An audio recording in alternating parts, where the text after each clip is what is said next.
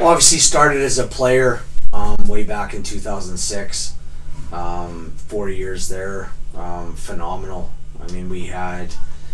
I feel very grateful to have been part of that era, that group of players, playing for Paul Thompson, and obviously for the organization as well. And we won 3 league championships in 4 years and a couple cup competitions as well. And we just had really good groups, really good players, really good people. Great memories. I'm the Sky Dome being packed, night in, night out, and really, really good memories of that as a player. Fast forward 6-7 years later and coming back as a coach. Some really good times there as well, some difficult times as well. I think going back in my first year, there was obviously some expectation there that the couple years previous they'd won the playoffs and then lost in the playoff final.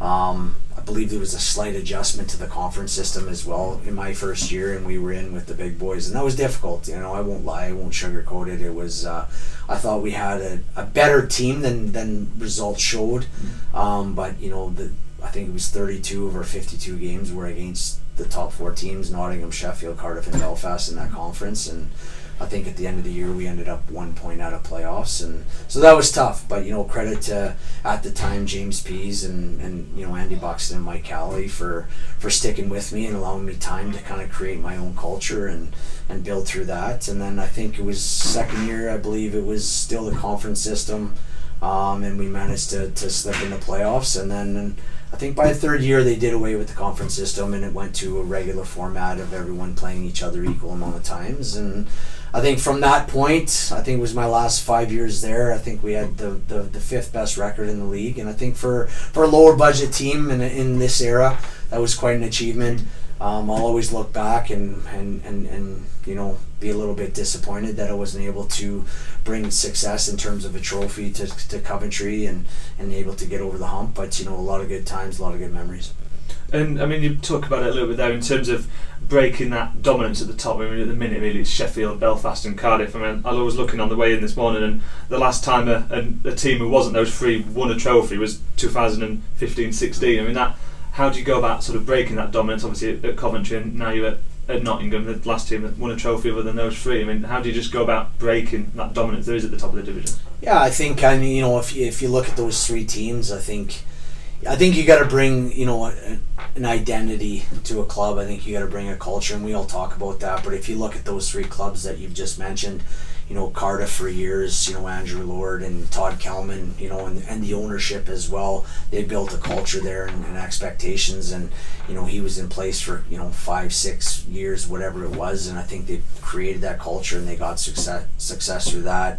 Aaron Fox, again, another guy that came in. Took a few years to kind of create what he wanted to create, and you see the success they're having now. And Adam Keefe's done a phenomenal job in Belfast over a lot of years and some time there. And they had their 3 years in a row there where they won the league and the Grand Slam. And so I think being in Nottingham now, that's hopefully the goal. I think maybe a little bit different to Coventry. Coventry, a little bit lower budget of a team, smaller club. I think in Nottingham, I get the last 10 years maybe haven't been quite exactly the expectations, but or haven't met the expectations. But I think here, in terms of the resources, the support, the amount of people that are within the club, I think there's probably a better opportunity to create a culture and identity to try to get back up with the Cardiff Devils and the Sheffield Steelers and the Belfast Giants. So is that the remit then in terms of sort of returning the club to its former glory? Right?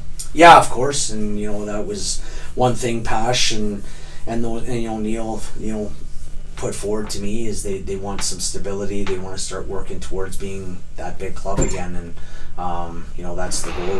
We're not here to just be bridesmaids. I think anything that is going to happen in terms of success needs time.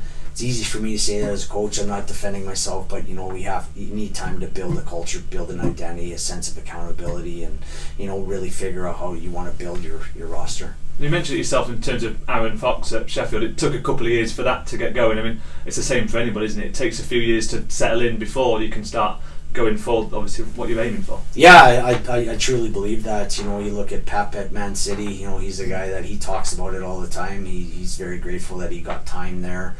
And again, it's easy for a coach to say that to protect their own job, but it truly does. And unfortunately in sport, whether it's hockey or other sports, there has been some coaches that probably were top coaches that maybe didn't get that time. So hopefully we have the time to do that here.